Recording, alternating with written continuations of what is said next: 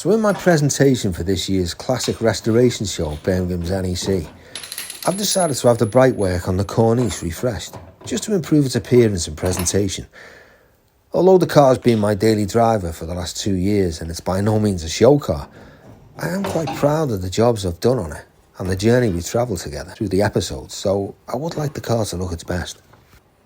You see, chrome work for the classic car restorer has always been considered one of the most frustrating and expensive aspects of the whole job. So in this episode, I'd like to hopefully take the lid off the whole process and maybe enlighten a few of us on how involved the job of triple plating our pride and joy actually is, why it takes so long, and why it costs so much. I don't know what this thing is on mine. It looks like some kind of strengthener, or maybe it's something for the American market. It almost looks homemade and a real pain to remove. You see, it's rumoured my car, although a UK car originally, may have spent some time over in California. So by removing any ancillaries or overriders or brackets from the bumpers ourselves, it's a way of speeding up the process and keeping the cost down.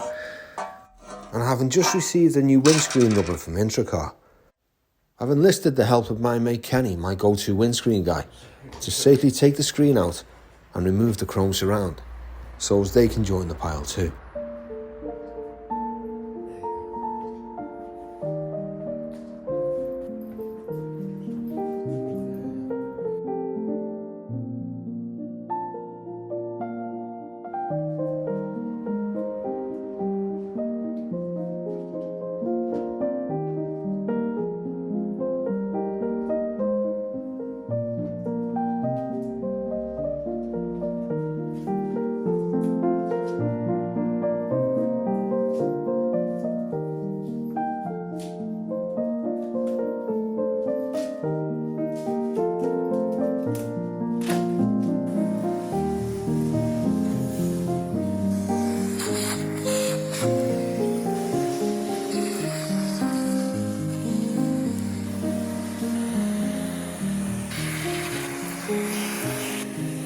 This is probably the last remnants of gold. The colour the car was painted with new.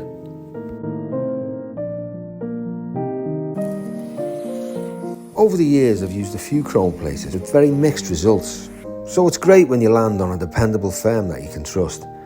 Less stress and reliable turnaround times, so you're able to plan sensibly for the shows and the deadlines ahead. And Paul and Sean at Douglas Chrome have been my reliable go-tos now for over 20 years. But this is the first time I've actually met them. There you go, I think that's the last of them, Paul. All right, Gary. Nice to meet you. And you, mate. Let's see what we got, shall we? So yeah, it's off the Rolls-Royce Corniche. Nice. Very nice. Okay. It's actually not in too bad condition, but I'm sure you'll tell me otherwise. We've seen worse, put it that way.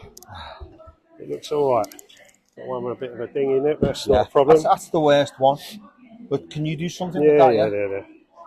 That'll get tapped out, Gary. That's not a problem. I don't know if you know these, but these are just stainless steel, polished stainless steel. So they're not chrome. So will they just polish up? They will. I mean, we can chrome stainless, but if you want to keep it as original. You see, for me, chrome plating has always been the Achilles heel for any classic car restorer. It's expensive and often a long, drawn-out process with long turnarounds.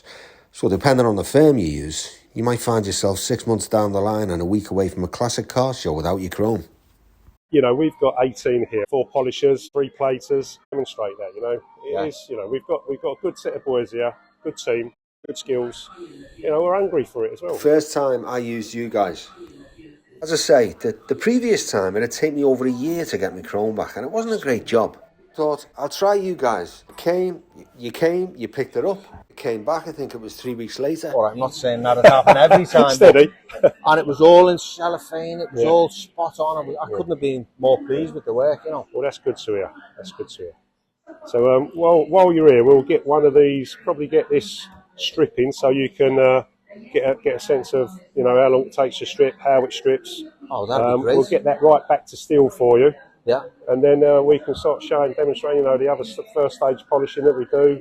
Hopefully you can get a better picture of exactly what goes into restoring it from this, and I'll Yeah. show you some other pieces So later. you don't think these are too bad? I mean, apart from this ding here. Mate, that's very straightforward. There's nothing there to worry about at all. So yeah, I thought I'd get these out for you just so you can see the various stages. I don't know if you want to have a Let's closer go look. over Yeah? and have a look. So this is what we start off with. Yeah. That's it now stripped. And what's this off? This is an Aston Martin, I believe. Pretty sure that's an Aston Martin. Let me feel the weight of an Aston one. That's light. They're not a lot on them.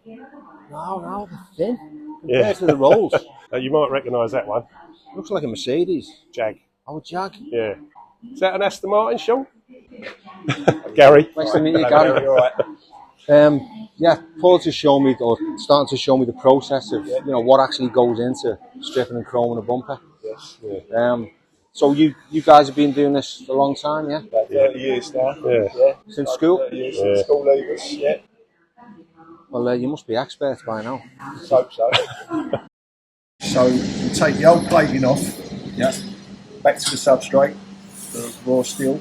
You highly polish the raw steel to that stage. Once this is polished to that stage, we give it a good long soak in the copper. This is off a pagoda, isn't it? Yeah, Goda. I remember these. And do you know, I'll tell you a little story about these. Years ago, I had a pagoda when I was in my 20s, and I ordered a little badge off the front part. Yeah. And when I went into Mercedes to pick it up, he went like this. There you go, it's £10, please. One of them. He got over the grand at the time. And I went, no, I think you made a mistake. There was a queue behind me. He went all ready. He went, do you want it or don't you? And I went, no, look, you made a mistake. Sir, these, and I'll explain. And I said, these are over £1,000. I said, the little badges are tenner. And he went, thanks so much, you would have got the sack, I should have just took it. Then we put it back in the copper. We polish it again for a few hours. Yeah. And give it a final polish. And that's when you get it perfect. Once it's perfect, it's ready to go off the nickel and chrome. And this is what it looks like when it's being... That's the end result, yeah. The chrome. And this is off... I think that's off of it's a Lotus, isn't Lotus. Yeah, Lotus. it? Lotus Elan. That's before it went to the plastic bumpers. Plastic is no good to us. So, keen to show me the first stage? Paul takes a piece of my bumper and its overriders over to the strip. Right, so we get these wired up. Yeah. Then we can get them in the strip for you, Gary. The bumper is wired up and the process begins. So this is a dangerous place to be. So in accordance with health and safety regulations, first I've got to get into a paper suit and put on a pair of safety glasses. The bits are dropped in and away we go. And Sean tells me that depending on the amount of chrome these have on them, they will sit or cook for around an hour and be checked every half hour. And Paul then explains the reverse plating process. So you reverse the current and Yeah. that strips it off? Yes. And you put a positive current in and that puts it on? That's exactly right. So what we've got in here, we've got sulfuric acid. It's a mix of sulfuric acid and water. Yeah. And that is the makeup of that strip. We'll have a good look at it once it's stripped, and then we can show you the first stage polishing. Amazing. Fantastic. So I'll show you the polishing shop now. Yeah. This is where a lot of your hard-earned cash is spent. This is all about the preparation. This It's is just the sweat shop, is it, where they all pretty do the much, proper yeah. work? Yeah. There's a lot of graft goes on in there. And like I say, it's it's the skills, the labour-intensive part of the process. Really is here.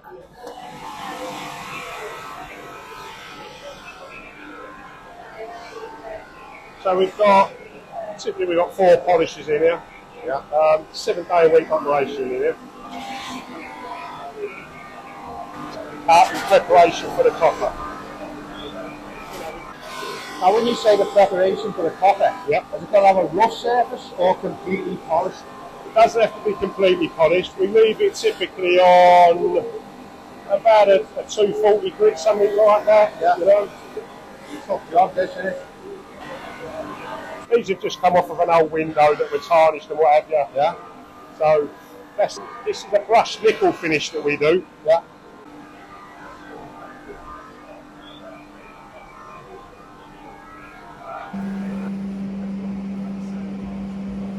Paul then shows me to a corner where pieces from a Merc pagoda are being stripped, and after their first polish, are ready to go into copper.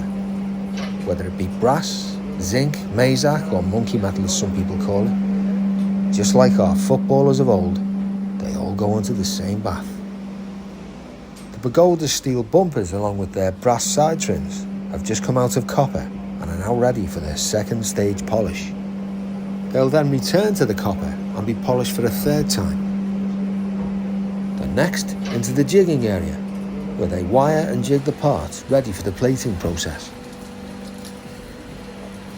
And as we walk through here, you can see a wide variety of the other things they do here, such as auger bits, LED lights and bathroom fittings.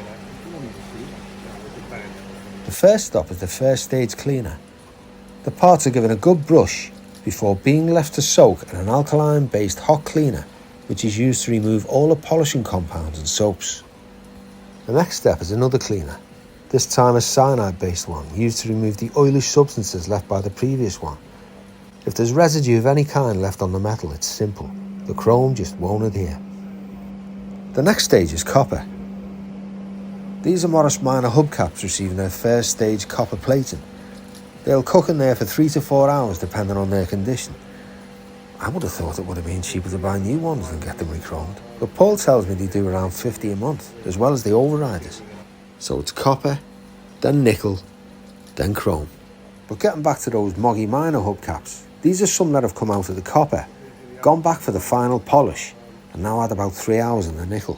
I mean, look at that. And then there's the all-important last step, the chrome. So how long is that process? That's just the flash of chrome goes on there, so it's in there for a minute sometimes, a minute or two, and that's a minimal deposit. The real thickness deposits are the copper and the nickel. That bumper's going to have been in the nickel for it went in about 10:30 this morning, so it's had about 3 hours nickel on it.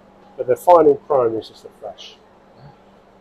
So what happens if you leave it in for longer? It just won't, it stops plating, you know? You won't get any more chrome on there if you leave it in longer. I see. Because you know, after years and years, you can polish through your chrome, can't you? You can do. You've got to be careful, yeah.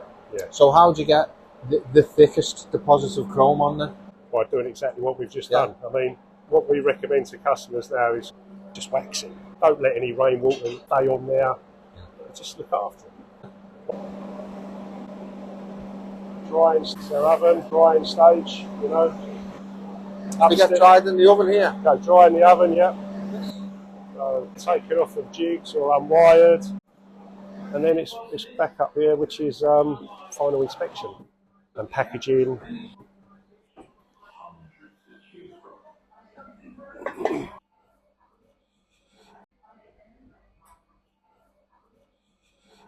Chroming a bumper of this size is really challenging. It just shows you how skilled these guys are. And in general, I'm just really impressed by what a professional outfit this is. Remember those thousands of ping pong balls littering the surface of every tank? They're to cleverly keep the heat in, as these machines have to retain a constant heat and have to be kept on 24 hours a day, 7 days a week.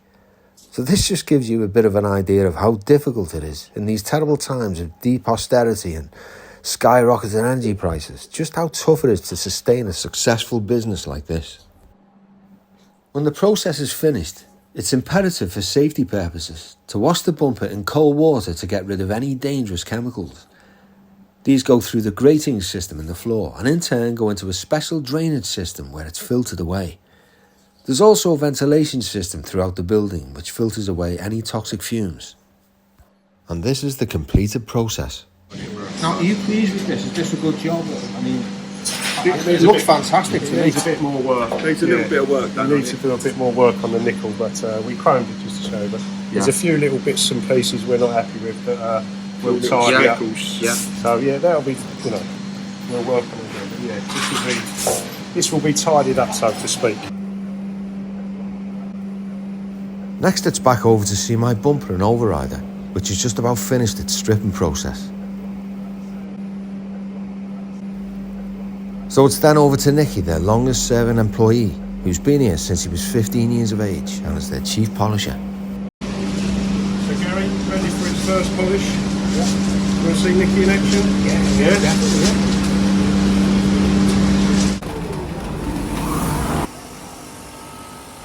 So with long days and long weeks ahead, with the man being the way it is, this dirty, dangerous and skilled job is deftly taken care of by Nicky with his 40 years of experience. He then introduces me to Bishop, their chief nitpicker and quality controller. It seems nothing gets past him. So you see everything that comes in, and you see oversee everything that goes out So as he well. sees everything that comes in, lists it, photographs it, follows it the whole way through the process. Yeah. And is this your little corner? Yeah. Just where it all happens. All right. Thanks very much. Pleasure to meet you. So you've obviously seen it being stripped, and Nicky's done a bit of work on it just on that section there. Yeah. So that's what we get it down to. It's almost like a brush finish, isn't it? Yeah, that's good for the copper now. That we just need to finish the rest of it off, but that's And then it goes through all the various stages. it goes through all of that. And it'll end up like this. With any luck. Thanks a lot, guys. Gary, thank you. Thanks very much for letting me come in and show me around and showing our viewers the process from start to finish, because it really is interesting. I think people don't realise why it's so expensive, but when you see the amount of work that's involved, you can understand it. I think you guys are doing a fantastic job.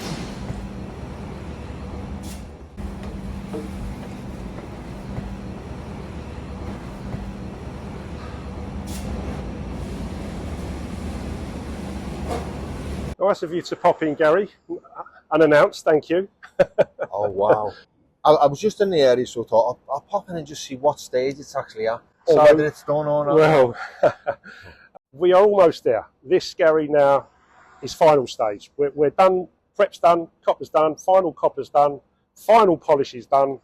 We are almost there. Nickel chrome to follow, and this all yours, mate. No problems. I mean, I know it looked decent on camera when we filmed it, but these were all completely scraped. Yep. Or dinted, and I mean, that's flawless. That's incredible. This one here, this was the centre of the front bumper. Yeah, that was the worst, wasn't it? All that was pitted along there, remember? Yeah. And that's all just being ground out and polished. Yeah, coppered. That's probably had, I think, maybe 4 or 5 hours now in the copper. Yeah. Final polish done. Yeah, good to go. It's strange, isn't it? Because when you were showing me the process when we were last in, when you actually chrome it, it's literally just seconds, isn't it? You just dip it in and take it out. The you nickel, can't overdo it. It stops at a certain exactly. stage. The nickel's the next deposit, and there'll be about an hour's worth of deposit on there. So that's that's a good heavy deposit of nickel. Yeah. And like you say, the copper is just a flash. All the protections in the copper and the nickel. Yeah. So yeah, almost there. Almost there. Away. Good to go. So what do you reckon? Another week or so? Next week, no problem at all. We'll start plating Monday morning. Fingers crossed we don't get any little hiccups. It'll be done end of play Monday. It's like Christmas, Paul. Can't wait to put it on the car and watch it pop. Anyway, I'll let you get on. Thanks, Gary. Take care, mate. I'll see you next week. All going well. Hopefully, yeah. See you later. All right, mate.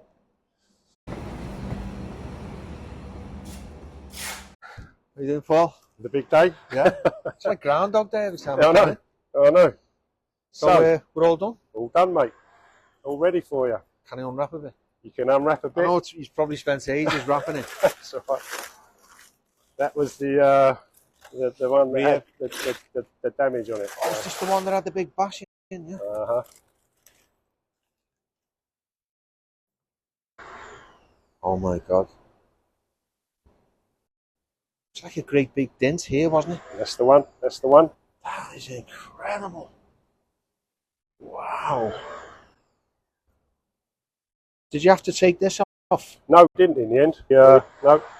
Just got around it. Incredible. It wasn't as bad as we thought, to be honest.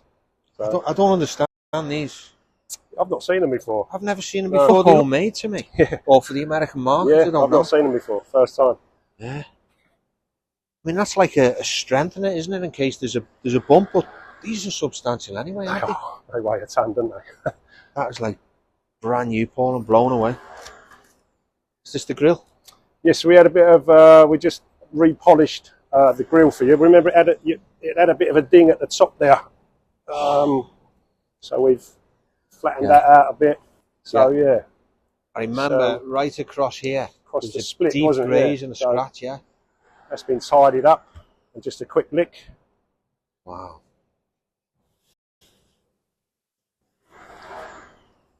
Again, flawless. She's up well, doesn't it? Yeah, they do polish that well. Stainless steel is, you know, it's quite nice to polish.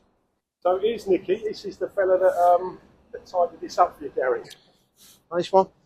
Listen, this is incredible. Completely blown away by this, mate. Yeah, we tapped out the dents on there. Yeah. Leveled it out. People don't realise there's a lot of work in doing stuff like this, isn't there? I left it all in one piece because I remember when you polished the lights last time, it was a bit flimsy and you couldn't really grab it. And I thought, if I take all these out and all this off, it'll lose its rigidity and it'll be wobbling everywhere when It you're does trying a to bit, polish but it. I'll probably put a brace in there or something just to support it while I was working on it. Yeah. We could have done a bit more down the corner if it was taken apart, but Yeah, what you but wanted there this was bit fine. down in the corner, it's actually covered by the bumper, so it doesn't bother me so much. But this is what you see, isn't it? Yeah. And against the paintwork, when it's all polished up, I think all this chrome's going to look incredible. It's really I going would to have pop, you thought know. so, yeah. Yeah. Nice one, Nick. No Appreciate problem. your hard work. Brilliant. Happy? I'm ecstatic. Ecstatic. That's Look, what we like to hear. I'm not going to unwrap anymore because when I get home, it's going to be like Christmas, unwrapping each Save individual it one. away, okay. And I can't wait to polish the car up, put the chrome on the car, and just stand back and watch it pop. Enjoy. Yeah. No, Right, I really appreciate it, Paul. No problem. Everything you've done. I'm blown away as usual. I know I've been using you guys for years, but you're the best. Thanks Thank so you, Gary. much. Nice to see you, mate. Really Thank you. appreciate it. Thank you.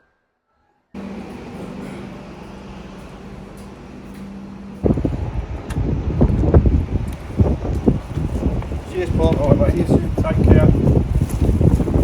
So back in the garage and reassembly begins.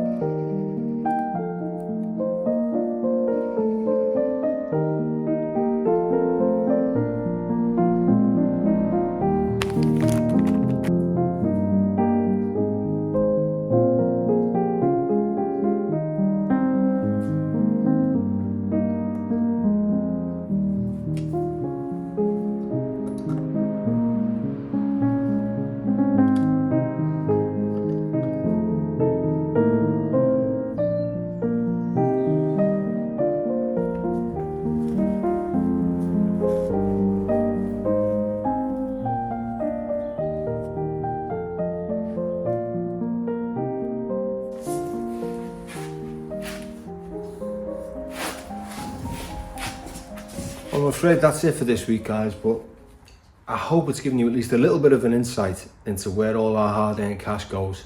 It's probably the most expensive part of any classic car restoration, but you can see from the video today it's actually really labour intensive. You can understand why it's so time consuming and why it's so expensive at the end of the day. I know I feel a lot better about it now, seeing actually what goes into it.